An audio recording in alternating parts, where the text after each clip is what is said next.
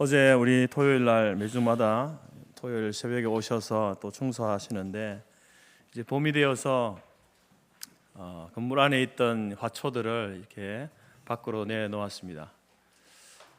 관리한다고 관리했는데 어떤 화초들은 이제 잎이 말라서 이렇게 죽어버린 것도 있었습니다. 이처럼 여러분, 우리가 화초를 키울 때 어떤 분은 화초를 이렇게 선물이 들어오거나 하게 되면 키운다고 키우는데 죽이는 분들이 있죠. 물을 줘야 될 때를 몰라가지고 말라서 죽게 만들고, 또 물을 너무 많이 줘가지고 뿌리를 썩게 해서 죽게 하는 그런 분들이 있습니다. 근데 또 어떤 분은 다 죽어가는 화초를 이렇게 가져가셔가지고 살려내는 분이 있습니다. 어떻게 해서 그렇게 하는가? 비결이 뭘까? 그것은 아마도 이제 그 화초를 잘 알기 때문이 아닐까요? 화초의 특성을 잘 알겠죠. 지금 물이 필요한지, 아니면 잎사귀를 보면서 영양분이 필요한지, 아니면 어떤 병에 걸렸는지를 잘 아는 분, 그러면 거기에 맞게 이렇게 조치를 취해주면 화초가 잘 자라겠죠.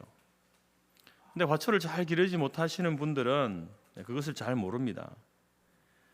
그래서 이것을 볼 때에 화초를 잘 가꾸는 비결은 여러 가지 원인이 있겠지만, 첫 번째는 화초를 잘 알아야 된다. 그 특성을 잘 알아야 잘 키울 수 있는 것이 분명한 것 같습니다. 이것은 우리가 자녀를 양육하는 데도 마찬가지죠. 자녀를 어떻게 하면 잘 가르치고 양육할 것인가 잘 알아야 됩니다. 그런데 먼저 우선 알아야 될 것은 이 인간이라는 존재의 특성에 대해서 먼저 알아야 되죠. 우리 어린 아이, 아무리 어린 아이지만 그 아이도 인간 아니겠습니까? 그래서 우리가 인간에 대한 성경적 이해가 있어야 되는데, 아무리 어린 아이일지라도 모든 인간은 본성적으로 타락한 존재다라는 그 사실을 인정하고, 그래서 자기 자식이 아무리 귀엽고 예쁘고 눈에 넣어도 아프지 않을 자식이지만 그 아이를 바라볼 때에 타락한 존재로 바라봐야 되죠. 그것이 여러분 되어질 때에 그 이후에 이제 성별과 나이에 맞는 특성과 성품과 성향을 우리가 잘 알게 되어지면 자녀를 바르게 양육할 수 있는 것입니다.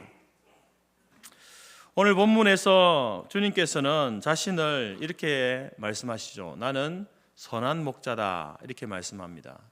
나는 너희의 선한 목자다.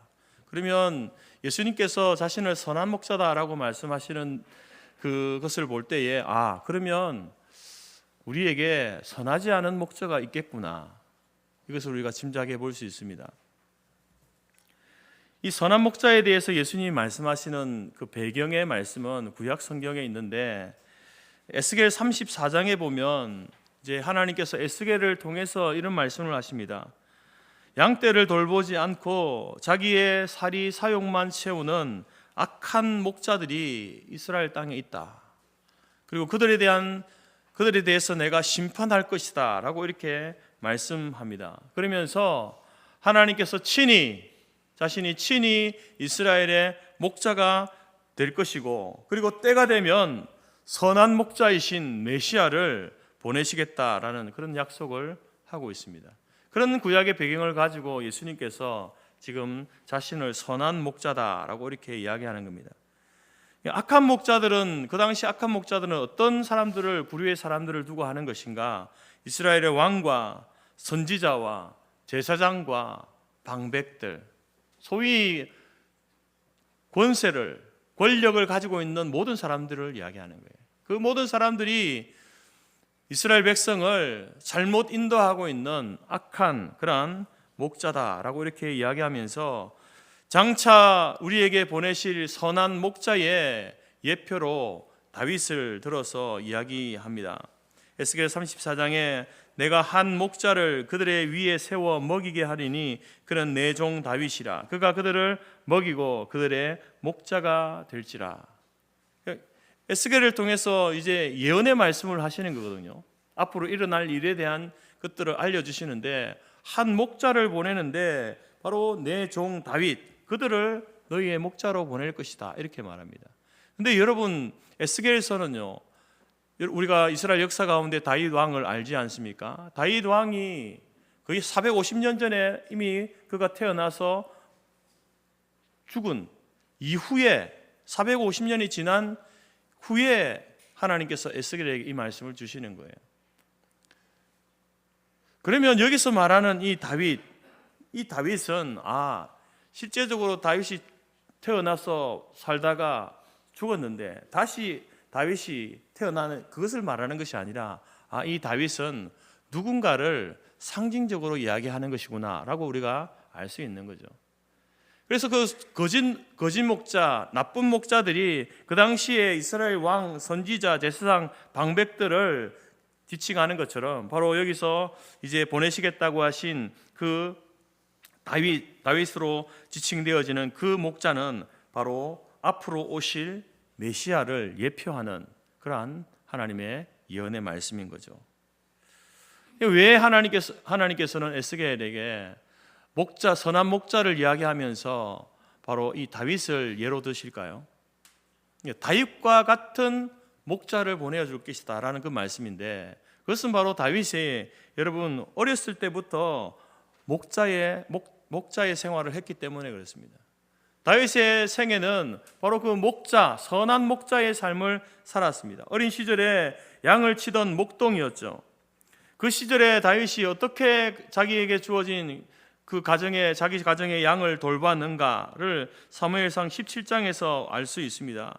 다윗이 사울에게 이런 이야기를 합니다. 주의 종이 아비의 양을 지킬 때에 사자나 곰이 와서 양떼에서 새끼를 움키면 내가 따라가서 그것을 치고 그 입에서 새끼를 건져내었고 그것이 일어나 나를 해하고자 하면 내가 그 수염을 잡고 그것을 쳐 죽였나이다.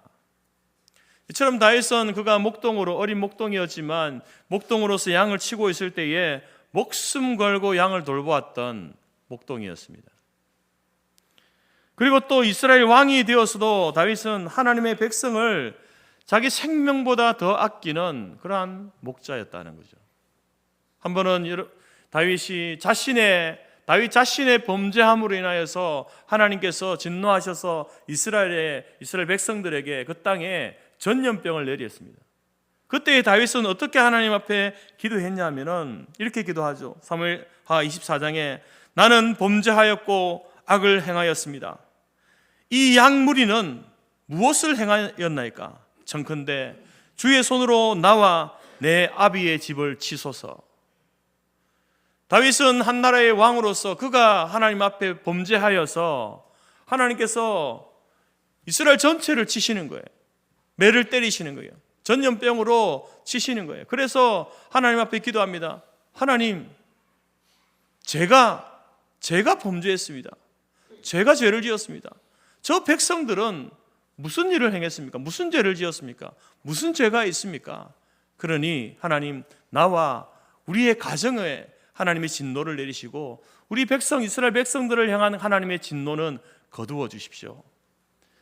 왕으로서 자신의 죄에 대해서 솔직한 모습을 드러내고 있고, 그리고 백성은 잘못이 없으니 자기와 자기의 집에 진노를 내려달라고 그렇게 기도하는 다윗의 모습에서 우리는 바로 선한 목자의 모습을 보게 되는 겁니다.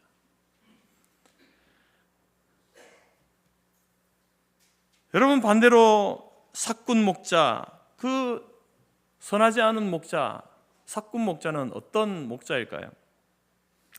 이스라엘에서는 이제 양들은 목자가 데리고 다니면서 돌보았습니다. 목자들이 돌보았죠. 근데 양이 너무 많을 때는요, 한 사람이 돌볼 수 있는 양의 숫자가 있지 않겠습니까? 양이 너무 많을 때는 이제 사람을 고용해서 같이 이렇게 돌보게 됩니다. 근데 주님께서 지금 말씀하신 이 삭군은 바로 그런 사람 중에 있다라는 거죠. 요즘으로 말하면은 양을 치는 일을 하는 아르바이트 하는 사람, 양을 치는 일을 아르바이트로 하는 사람. 그런데 여러분, 이 삭군과 목자는요, 너무 큰 차이가 있습니다. 예수님께서 그 차이를 말씀하시죠. 나는 선한 목자라. 선한 목자는 양들을 위하여 목숨을 버린다. 선한 목자의 특징은 뭐냐? 양들을 위해서 자기 목숨까지도 내어놓을 수 있는 자다, 이렇게 말합니다. 그러면서 삭군에 대해서 이야기합니다. 삭군은 목자도 아니요 양도 제 양이 아니라 이리가 오는 것을 보면 양을 버리고 달아나나니 이리가 양을 늑탈하고 또 해치느니라. 달아나는 것은 저가 삭군인 까닭에 양을 돌보지 아니한다. 여러분, 평소에 이 사람이 삭군인지 선한 목자인지 사실 잘 분간이 가지 않습니다. 삭군 목자도 평소에는 별 문제 없이 양을 돌봅니다. 근데 맹수가 이 양을 물어가는 것과 같은 위급한 상황이 왔을 때에 그 삭군은요, 필사적으로 양을 보호하지 않습니다. 목자는 어떻습니까? 선한 목자는 자기 양이니까 그 양을 위해서 목숨 걸고 양을 지키죠. 그러나 삭군은 어떻습니까? 자기 양이 아니잖아요. 그렇기 때문에 구태여 자기의 생명을 버리면서까지 위험을 무릅쓰고 그렇게 양을 보호하려고 하지 않는다는 거죠. 이런 목자가 바로 삭군 목자라는 거예요. 또 삭군 목자는 자기 양이 아니니까 그 양을 잘 알지 못합니다. 그저 막대기로 양들을 때리고 소리나 질러대죠. 양이 왜 우는지 또 왜 먹이를 먹지 않는지 알지 못합니다. 그러나 선한 목자는 어떻습니까? 한 번만 봐도 알죠. 무슨 문제가 있는지 정확하게 압니다. 자기 양을 사랑하기 때문에 또 양들의 그 상태를, 특성을 잘 아는 거죠. 그리고 또 양들도 자기를 사랑하는 목자의 음성을 안다, 이렇게 이야기합니다. 그 목자의 음성을 듣고 이렇게 따라가는 거예요. 자기를 사랑하는지, 자기를 어디로 인도하는지 잘 압니다. 그래서 목자의 음성을 따라가는 것이죠. 성도 여러분, 선한 목자 되신 예수님께서는 저와 여러분을 잘 아십니다. 어떻게 아실까요? 그것은 바로 하나님께서 우리를 택하셔서 주님의 것이 되게 하셨기 때문입니다. 예수님께서는 성부 하나님께서 택하신 저와 여러분을 처음부터 아십니다. 선한 목자는 양을 위해서 목숨을 버린다고 했는데, 그래서 우리를 잘 아시는 우리의 목자 되신 주님께서는 바로 우리를 위해서 진짜 십자가 위에 자기 목숨을 버리신 거예요. 자신이 선한 목자 되심을 실제로 그렇게 말을 하고 그렇게 우리에게 자기의 목숨을 내어주면서 우리를 살리신 분, 그분이 바로 예수님이시죠. 그러니 그 예수님이 바로 우리의 선한 목자가 되신다는 겁니다. 그러면 양된 입장에서, 저와 여러분이 양된 입장에서 우리의 선한 목자가 있습니다. 선한 목자는 우리를 잘 압니다. 우리를 좋은 것으로 인도해 주십니다.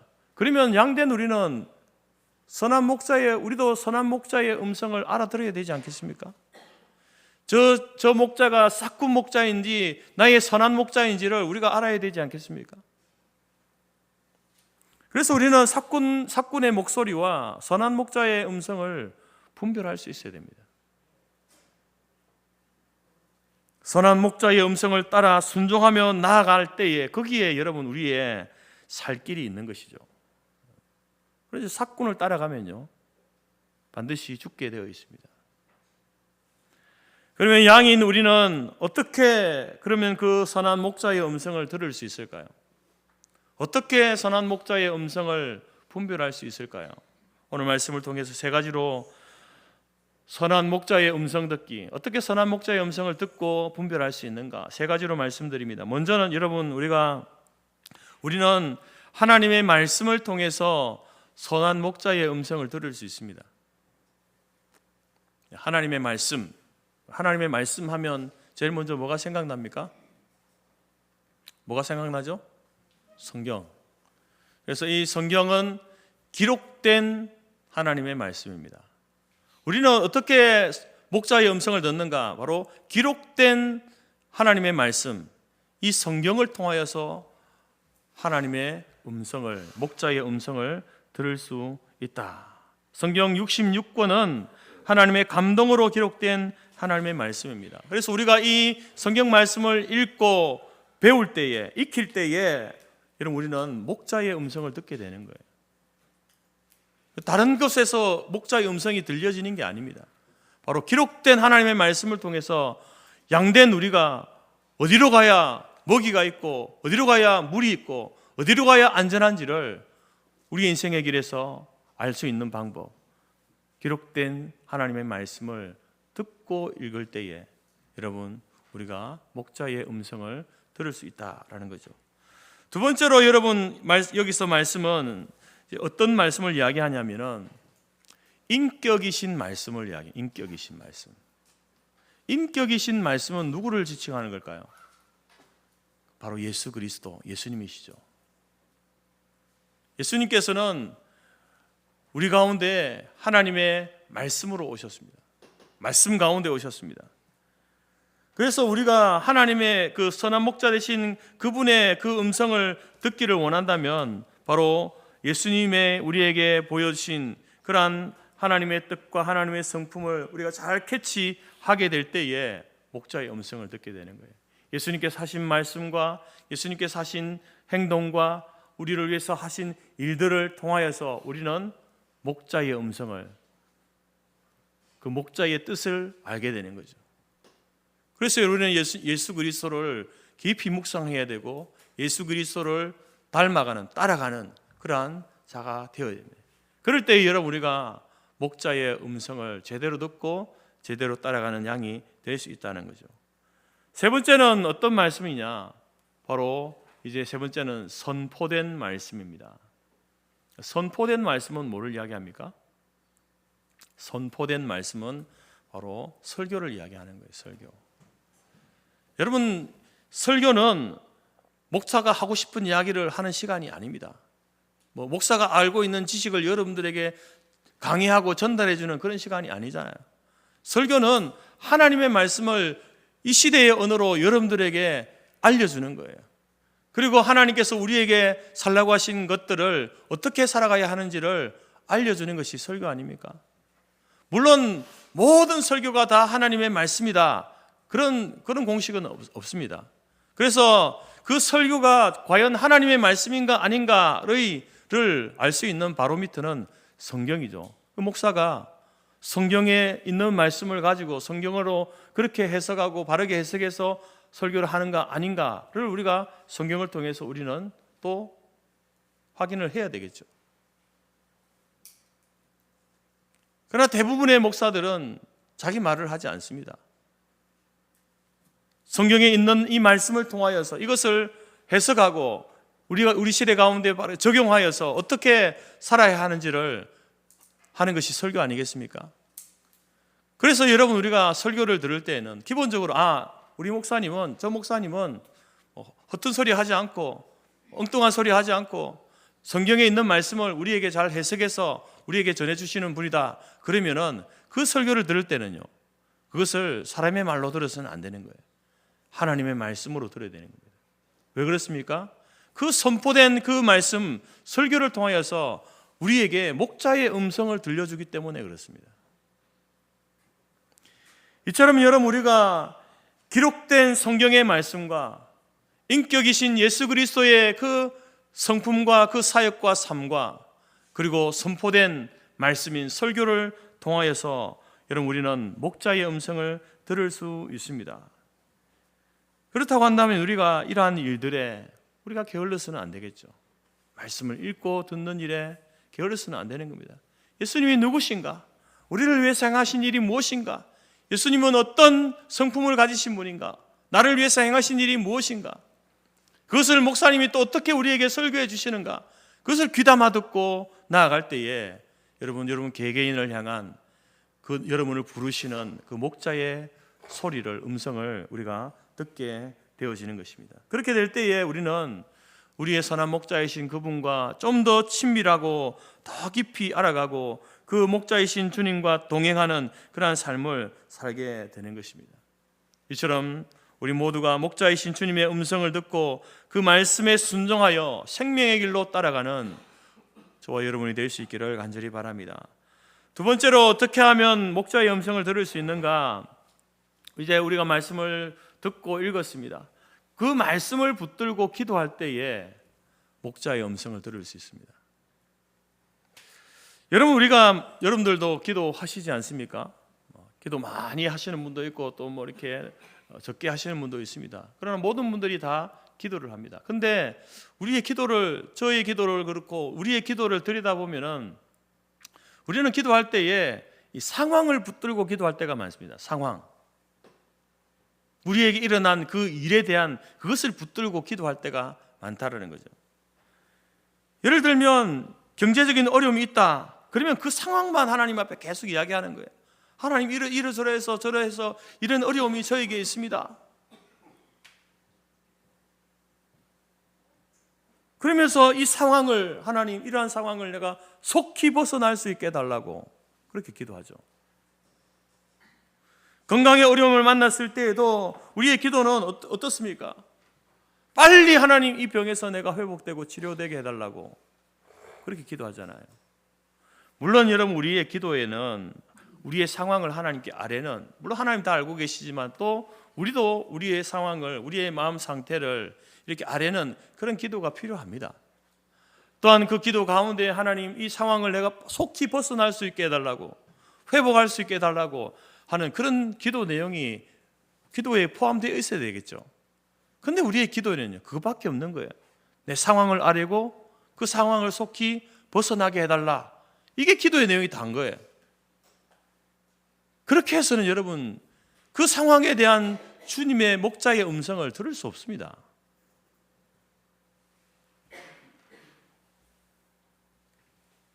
그렇게 하면 여러분 만약에 주님께서 그런 기도에 대해서도 만약에 응답을 해주신다. 근데 그것이 응답인지 아닌지 분별을 못하는 거예요.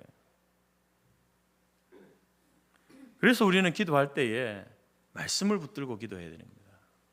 상황을 붙들고 기도하는 것이 아니라 말씀을 붙들고 기도해야 된다는 것이죠. 여러분 오늘 이 말씀을 우리가 새벽에 묵상을 하고 기도를 한다라고 했을 때에 어떻게 기도할 수 있을까요? 양들이 그의 음성을 아는 고로 따라오되 이 말씀 이 한 구절을 가지고 기도한다고 할 때에 여러분 어떻게 기도할 수 있겠습니까? 저는 이렇게 할 수 있다라고 생각합니다. 하나님, 양은 목자의 음성을 듣는다고 하셨죠. 오늘 말씀에 양은 목자의 음성을 듣는다고 하셨죠. 저는 하나님의 양이고 하나님은 저의 목자이시지 않습니까? 저의 삶의 어떤 부분에 목자의 음성을 듣고 주님을 따르기를 원하십니까? 저를 인도해 주십시오. 저를 인도해 주시면 제가 그 길을 따라가겠습니다. 이렇게 기도하는 것이 말씀을 붙들고 기도하는 거예요. 그래서 더 구체적으로 이제 자신의 어떤 재정적인 부분, 건강에 관련된 부분, 사람과의 사람 관계에서 여러 가지 어려움이 있는 이 부분에 대해서 목자의 음성, 하나님의 음성을 듣기를 원한다면 무엇을 해달라고 요청하기 전에 그 부분에 대한 하나님의 뜻이 무엇인지를 알게 해달라고 기도해야 되는 거예요. 왜 하나님 나에게 이런 육체의 이런 아픔을 주셨습니까? 그 이유가 무엇입니까? 하나님의 뜻이 무엇입니까? 왜 우리의 가정에 이 재정적인 어려움이 있습니까? 왜 나에게 이 관계의 어려움을 주십니까? 하나님, 이것을 통해서 무엇을 하시기 위해서 나를 어떻게 하시려고 이러한 일들을 경험하게 하시나요? 여러분 이렇게 기도할 때에 여러분 우리의 기도가요 다른 데로 흘러가지 않는 거예요. 이러한 상황을 통해서 주께서 내게 들려주시는 음성이 무엇입니까? 그 음성을 내가 듣고 순종하며 나아갈 수 있도록 도와주십시오. 기도가 쉬워지죠. 말씀을 붙들고 기도하면요 기도가 쉬워집니다. 그리고 믿음이 어린 사람도 말씀 묵상을 통해서 기도하면 그 사람의 믿음은요 빠르게 자라고 성장하게 되어진다는 거죠. 성 어거스틴은 그래서 이런 말을 했습니다. 내가 진작에 말씀으로 기도하는 법을 알았다면 하나님의 뜻을 찾으려고 그렇게 많은 시간을 낭비하지 않아도 되었을 텐데. 성 어거스틴도 말씀으로 기도하는 법을 몰랐어요. 상황만 가지고 기도하는 사람이었습니다. 근데 그 어느 순간에 말씀을 가지고 기도하는 법을 알게 되면서 하나님의 뜻을 아는 것이 어렵지 않다는 것을 알게 된 거예요. 내가 그 처음부터 말씀을 가지고 기도하는 것을 알았다면 하나님의 뜻을 알기 위해서 내가 수많은 시간을 낭비했는데 그렇게 하지 않아도 되었을 텐데 라고 이렇게 이야기한 거죠. 여러분, 우리는 무언가를 자꾸 달라고 기도하는 것이 아니라 말씀을 가지고 기도하면서 하나님을 대면하여 만나고 하나님께서 우리의 관념 속에 계신 분이 아니라 실제 나와 함께 하시고 나에게 말씀하시고 나를 인도하시는 목자 되시는 하나님으로 만나는 저와 여러분이 될 수 있기를 간절히 바랍니다. 그래서 말씀으로 이제 오랫동안 이렇게 꾸준히 기도하다 보게 되면요, 우리의 기도 중에요 또 하나님께서 우리에게 말씀하실 때가 있어요. 우리가 말씀을 가지고 이렇게 기도하면 우리가 이제 그 상황만 아뢰는데 그 상황을 아뢰는 그 가운데 하나님께서 우리에게 말씀하시는 데가 말씀을 생각나게 하신다는 거죠. 예를 들면 이런 겁니다. 하나님, 이 일은 저에게 불가능합니다. 이렇게 기도할 때에 하나님께서 우리에게 어떤 말씀을 생각나게 하시니까 모든 것이 가능하다. 믿는 자에게는 모든 것이 가능하다. 하나님, 저 너무 지쳤어요. 너무 힘들어요. 그러면 하나님께서 내가 너를 쉬게 하리라. 이렇게 말씀하시죠. 아무도 나를 진정 사랑하지 않아요 라고 할 때에 내가 너를 사랑한다 라고 말씀하시는 거예요. 더 이상 하지 못하겠습니다 라고 할 때에 그래, 내 은혜가 네게 족하다. 앞이 캄캄합니다. 내가 너의 발을 인도하리라. 그것은 가치가 없어요 하면 합력하여 선을 이루는 가치가 있다 라고 말씀하시고, 저는 제 자신을 용서하지 못하겠어요 하면 하나님께서는 내가 너를 용서한다 라고 하시고, 어떻게 해나갈 수가 없어요 하면 내 모든 피로를 내가 채워주겠다 라고 하시고요. 하나님, 저는 항상 걱정이 많고 좌절해요. 그때에 주님께서는 너의 염려를 내게 맡겨라 라고 말씀하십니다. 하나님, 저는 너무 외로워요. 내가 너를 떠나지 않고 버리지도 않으리라. 이렇게 기도하는 것 가운데 우리를 하면 다시 말씀으로 생각나게 하셔서 그 말씀을 붙들고 기도하게 하시는 거예요. 이게 여러분 말씀을 붙들고 기도하는 사람에게 일어날 수 있는 일입니다. 오늘 우리가 그래서 말씀을 읽고 말씀을 묵상할 때에 그때의 목자의 음성을 듣고 기도의 응답을 받게 되어지는 그러한 저와 여러분이 될 수 있기를 바랍니다. 그리고 마지막으로 세 번째, 이제 어떻게 우리가 목자의 음성을 들을 수 있는가? 우리가 말씀을 읽었어요. 말씀을 묵상했습니다. 그리고 그 말씀을 붙들고 기도를 했어요. 그때 어떻게 해야 되는가? 성령의 의지에서 기도할 때에 목자의 음성을 들을 수 있는 거예요. 그냥 기도한다고 목자의 음성을 들을 수 있는 게 아닙니다. 목자의 음성을 분별할 수 있는 게 아니라는 거죠. 성령을 의지해서 기도할 때에 목자의 음성을 들을 수 있습니다. 여러분, 우리가 하나님을 알고 하나님을 믿게 된 것은 성령님께서 우리의 마음에 감동을 주셔서 그렇습니다. 여러분이 믿고 여러분이 선택해서 찾아온 게 아니에요. 성령님께서 감동을 주셔서 복음을 듣고 믿게 되어지고 예수 그리스도를 구주로 영접하게 되어진 겁니다. 마찬가지로 기도하는 것도 성령님을 의지해서 기도해야 되는 거예요. 여러분이 성령님이 하시는 일이 무엇입니까? 우리 안에 계신 성령님이 하시는 일이 뭡니까? 우리로 하여금 말씀을 읽을 때에 말씀을 깨닫게 해주시는 거예요. 여러분이 똑똑해서 말씀을 깨닫는 게 아닙니다. 문해력이 높고 이해력이 높아서 말씀을 깨닫는 게 아니죠. 성령님께서 말씀을 깨닫게 해주시는 거죠. 하나님의 뜻을 분별하게 해주시는 겁니다. 또한 앞서 말씀드린 것처럼 말씀을 기도할 때 말씀이 기억나게 해주시고 그것을 삶에 적용할 수 있도록 도와주시는 분도 성령님이십니다. 어떻게 기도해야 될지 모를 때가 있잖아요. 하나님 앞에 기도하러 나왔는데 삶의 상황이 너무 복잡하고 너무 힘들어서 도대체 무엇부터 어떻게 기도해야 될지 몰라서 그냥 주저앉아서 그냥 하나님 이렇게 이름만 부를 수밖에 없는 그 상황 가운데 우리가 놓여질 때가 있어요. 그때 어떻습니까? 무엇을 기도해야 될지 모를 때에 바로 성령님께서는요, 우리를 위해서 대신 친히 하나님 앞에 간구해 주시는 거예요. 하나님의 뜻을 따라 대신 간구해 주시는 분이 성령님이시죠. 또한 우리가 기도할 때에 나의 욕심을 따라서 기도하는 것이 아니라 그 기도가 하나님의 뜻에 맞게 기도할 수 있도록 이끌어 주시는 분도 성령님이십니다. 그리고 그 기도 가운데 하나님의 뜻을 발견했을 때에 그것이 하나님의 뜻이다라는 것을 확신케 해주시는 분도 성령님이세요. 이처럼 우리가 이런 성령님을 의지해서 기도할 때에 여러분 우리는 선한 목자 대신 그분의 음성을 들을 수 있고 그분의 뜻에 순종하며 살아갈 수 있게 되는 겁니다. 그러면 우리는 살아가면서 내 삶의 크고 작은 모든 문제들을 결정하고 선택할 때 다 이렇게 기도를 해야 되는가? 말씀을 읽고 묵상하고 그리고 말씀을 붙들고 기도하고 성령님의 의지에서 기도해야만 내가 작은 것 하나라도 할 수 있는가? 물론 그렇게 기도하면 좋겠죠.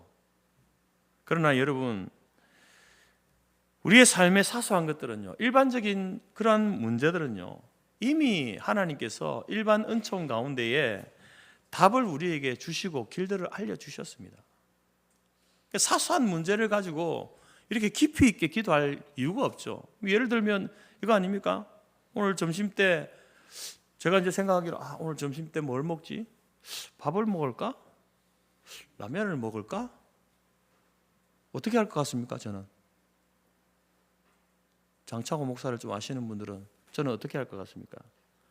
저는 두 가지 다 먹습니다. 라면에다 밥 말아 먹죠. 라면을 끓여서 밥을 말아서 같이 먹는 거예요. 이 문제 가지고 하나님 앞에 이렇게 깊이 있게 말씀을 묵상하고 내가 뭘 먹을지 오늘 말씀을 묵상해 봐야지. 이렇게 하시는 분이 있나요? 건강에 안 좋은 분들은요, 라면 드시지 말고 밥을 먹으면 되는 거예요. 장염이 걸린 분이 하나님 오늘 제가 장염이 걸렸는데 이 밥을 먹어야 될까요? 라면을 먹어야 될까요? 하나님께서 뭐라고 하실까요? 하나님이 아니고 엄마가 등짝을 때리면서 밥, 라면이 아니고 죽을 먹어라. 아니면 굶어라. 한 끼만 굶어라 좀.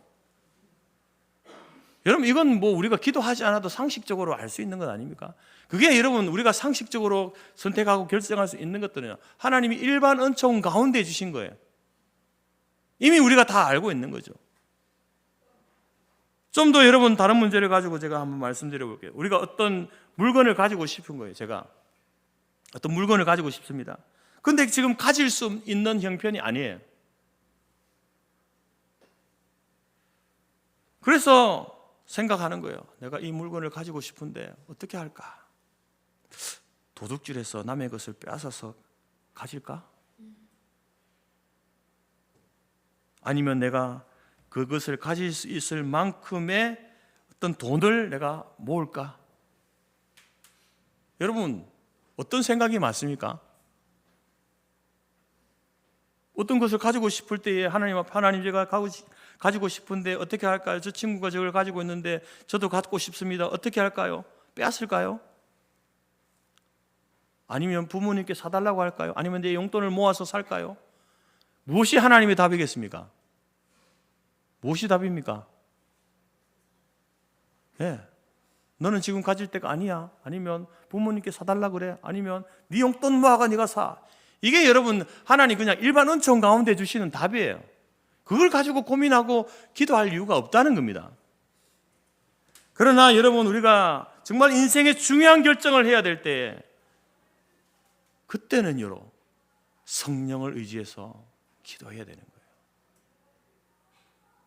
목자의 음성을 듣고 그것을 따라 순종해 나갈 때에 성공적인 인생을 살 수 있는 겁니다.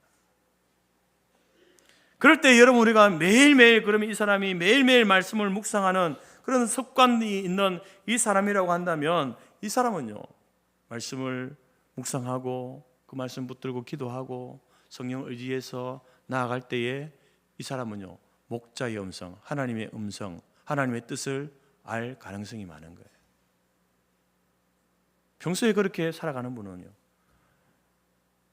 그러나 대부분의 사람들은 그렇지 못하죠. 문제가 생기면 이제 기도하기 시작합니다. 목사님 말씀 묵상하라 그랬지. 말씀 묵상해야지 오늘. 하나님의 뜻이 뭘까? 물론 하지 않는 분보다 낫겠지만 그렇게 해서는요 잘 분별이 안 돼요. 이게 내 뜻인지 하나님의 뜻인지 사꾼 목자의 소리인지 선한 목자의 소리인지를 잘 분별하지 못하는 거예요. 그래서 여러분 우리가 평소에 하나님 말씀을 읽고 묵상하는 일을 가까이 해야 되는 겁니다. 말씀을 묵상하면 여러분 말씀을 묵상하게 되며 말씀 묵상하는데 내가 어떤 문제를 두고 기도하는데 이제 계속해서 이렇게 어떤 말씀이 툭 이렇게 나에게 다가오는 말씀이 있어요. 평소에 그냥 지나치던 말씀이지만 어떤 문제를 가지고 기도하는데 기도하는 그 가운데 그 말씀을 묵상하는데 그 말씀이 툭 다가오는 거예요.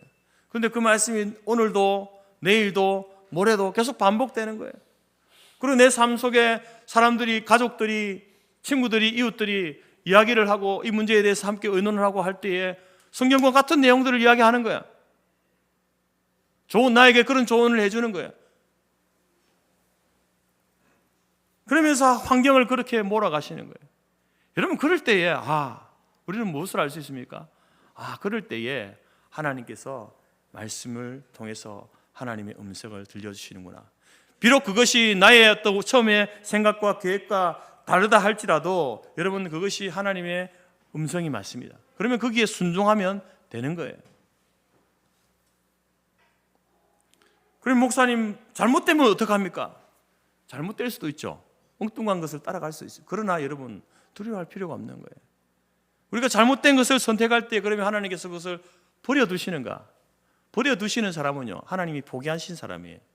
하나님의 백성들은 우리가 잘못된 것을 선택할 때에도 성령님께서 우리에게 어떻게 하십니까?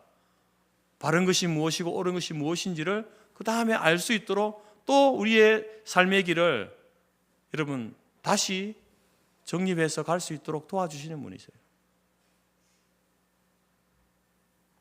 이렇게 될 때 이런 훈련들이 계속 되어지면요 우리는 여러분의 삶에 정말 중요한 문제를 두고 기도하고 나아갈 때에 내 뜻이 아니고 그냥 상황에 이끌려가는 것이 아니고 하나님께서 내게 원하시는 바를 알고 그 목자의 음성을 듣고 따라가게 되는 거죠. 그리고 그 길을 따라가다 보면 어디에 도달하겠습니까? 바로 푸른 초장과 쉴만한 물가로 인도함을 받게 된다는 거죠. 사랑하는 성도 여러분, 우리는 하나님의 은혜가 없이는 한순간도 살아갈 수 없는 존재입니다. 여러분 스스로 여러분 인생의 답을 찾을 수 없습니다. 여러분 스스로 구원의 길도 찾을 수 없습니다. 그래서 여러분 하나님의 아들이신 예수님께서 하늘 영광 보좌를 버리시고 이 땅에 우리를 위해서 오셨습니다. 그 하나님의 아들이신 예수님께서 소망 없는 우리들에게 목자가 되어주시는 거예요. 선한 목자가 되어주시는 거예요. 내가 너의 선한 목자다라고 말씀해 주시는 겁니다. 우리는 할 줄 아는 게 여러분 태어나고 나서부터 할 줄 아는 게 우리는 죄 짓는 일밖에 할 줄 아는 게 없습니다. 그런 우리들에게 여러분 주님께서는 우리를 위해서 십자가에 자기의 목숨을 내어주시면서까지 우리의 삶을 인도해 주시는 분이십니다. 여러분 이 목자이신 주님의 사랑이 얼마나 크고 놀랍습니까? 그 사랑이 크고 놀랍다는 사실을 깨닫고 있습니까? 그렇다고 한다면 그 목자의 사랑을 알고 있다고 한다면 우리는 과연 그 목자이신 주님을 위해서 무엇을 해야 되겠습니까? 그 선한 목자는 나를 위하여서 좋은 꼴을 먹는 것과 맑은 물을 마시게 하시는 분으로 그렇게 나를 인도해 주셨다는 것을 안다면 어떻게 해야 될까요? 먼저 감사해야 되겠죠. 참 할 줄 아는 게 죄 짓는 일밖에 없는 나를 먹이고 살리기 위해서 당신이 직접 자기의 생명을 내어주시면서까지 나를 그 선한 길로 인도해 주신 나의 목자 되신 주님 감사합니다. 뿐만 아니라 이제 우리도 바로 그 목자의 음성을 제대로 듣고 따라가야 되겠다. 이런 다짐과 결단이 우리 가운데 있어야 되지 않겠습니까?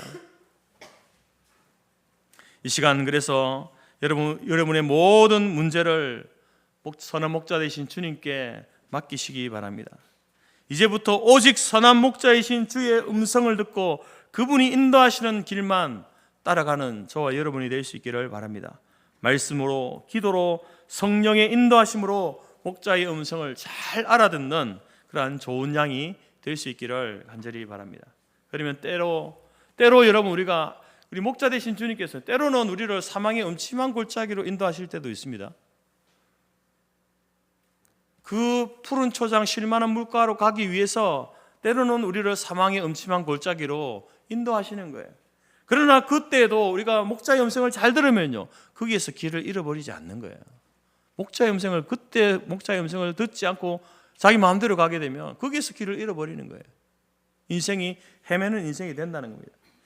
그러나 잘 음성을 듣고 나아가게 되면 그 음침한 골짜기를 지나서 마침내 목자가 이끄는 쉴만한 물가 푸른 초장으로 인도되어서 풍성한 꼴을 먹는 충만한 삶을 저와 여러분이 살게 될 줄로 믿습니다. 매일매일 삶 속에 갈 바를 알지 못하는 양된 우리 모두가 말씀과 기도와 성령으로 선한 목자의 인도를 받아서 푸른 초장 쉴만한 물가에서의 삶을 살아가는 복된 삶이 저와 여러분의 삶으로 앞으로 여러분 인생 가운데 펼쳐지기를 주님의 이름으로 축복합니다. 기도하겠습니다. 하나님 아버지 감사합니다. 갈 바를 알지 못하는 우리들에게 어디로 가야 할지 어떻게 가야 할지 선한 목자 되신 주님께서 우리에게 말씀하여 주시고 알려주셔서 감사합니다.